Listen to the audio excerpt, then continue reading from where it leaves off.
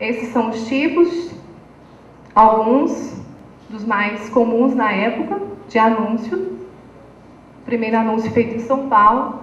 E esses são alguns jornais da época. Então, quer dizer, a vinda de Dom João para cá no século XIX trouxe bastante proveito aí para a questão da propaganda.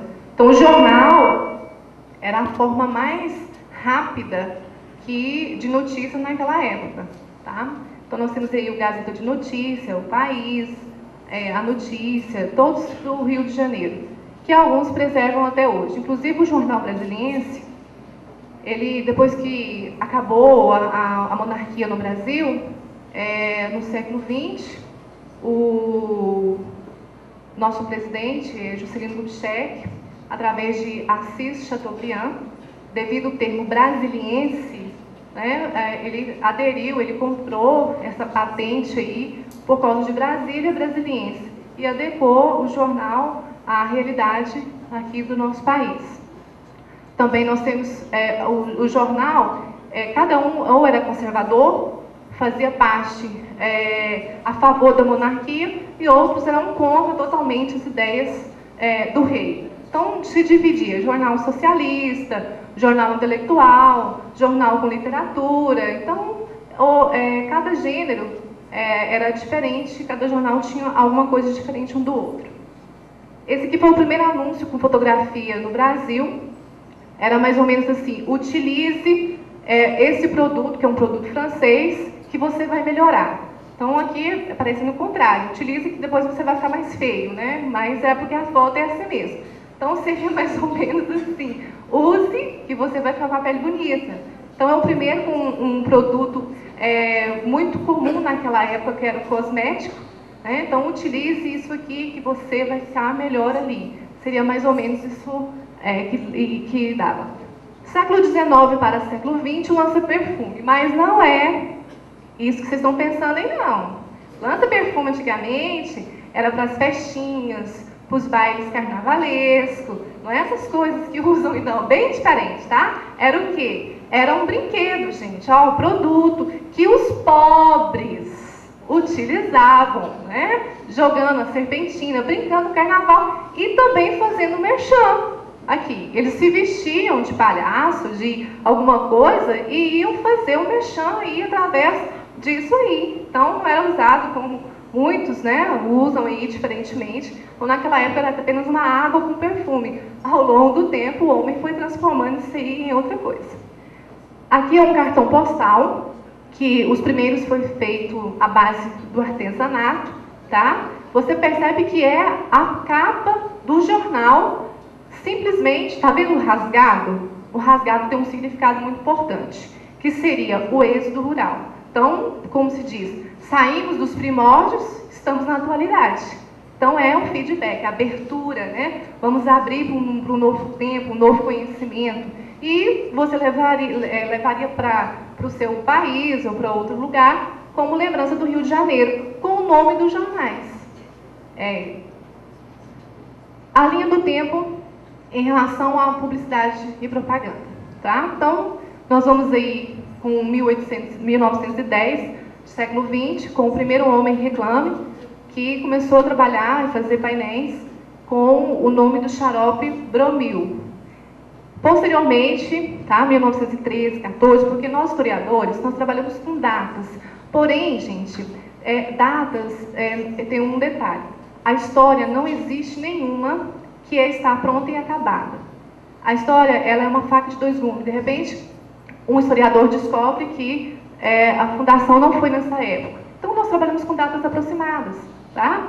Uns livros dizem que é 1914, outros 1913, que teve no Brasil a primeira agência de propaganda, tá? Com a fundação da Eclética.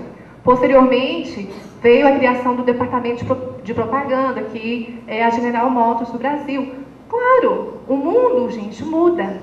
Os conceitos mudam. A Revolução Industrial e a Revolução Comercial fez com que os antigos fregueses, os mascates, parassem de existir e de fregueses tornam-se a virar clientes.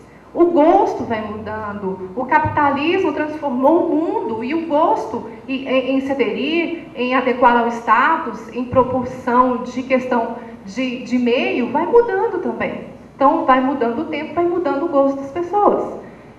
Então, nós temos aí 37, a Fundação Brasileira de Publicidade, depois a Associação Profissional de Propaganda, a criação do Instituto Brasileiro de Opinião e Pesquisa e Estatística, a instalação da Coca-Cola no Brasil, então muda bastante. O primeiro Congresso Brasileiro de Publicidade, com o Código de Ética da profissão de vocês, tá? E a propaganda, ela é reconhecida através de uma lei. Então, aqui, oficialmente, foi reconhecido a questão como profissional, tá?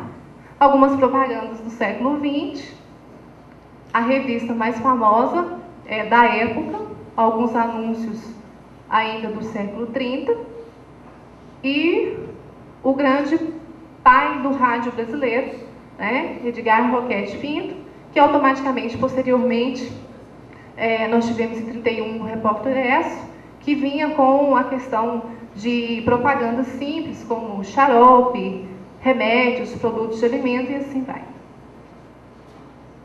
A evolução, né, do rádio, do automóvel, que São Paulo sediou aí as maiores indústrias automobilísticas.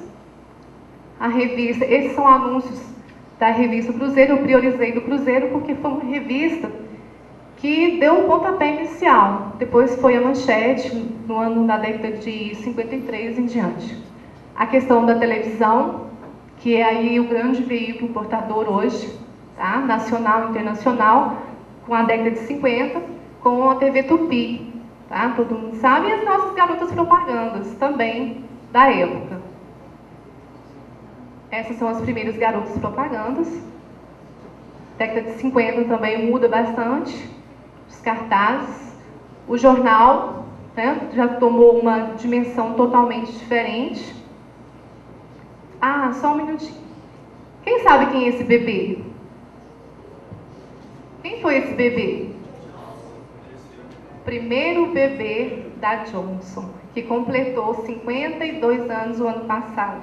Uma paulista, com o nome de Magda Solange.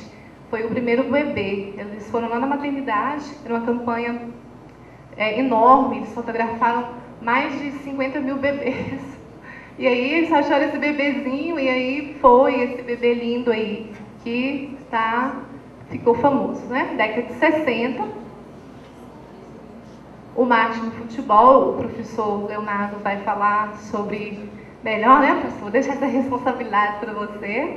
E uma revista que, na época, trabalhava com entretenimento. E numa época extremamente complicada, porque era a época da ditadura. Então, automaticamente, as notícias trazidas ali, né, como o parto, uma declaração de uma moça que se orgulhava de ser mãe solteira naquela época, né, já era questionado isso aí. E o que aconteceu? Foi proibido, né? Os números foram automaticamente retirados e coisas assim.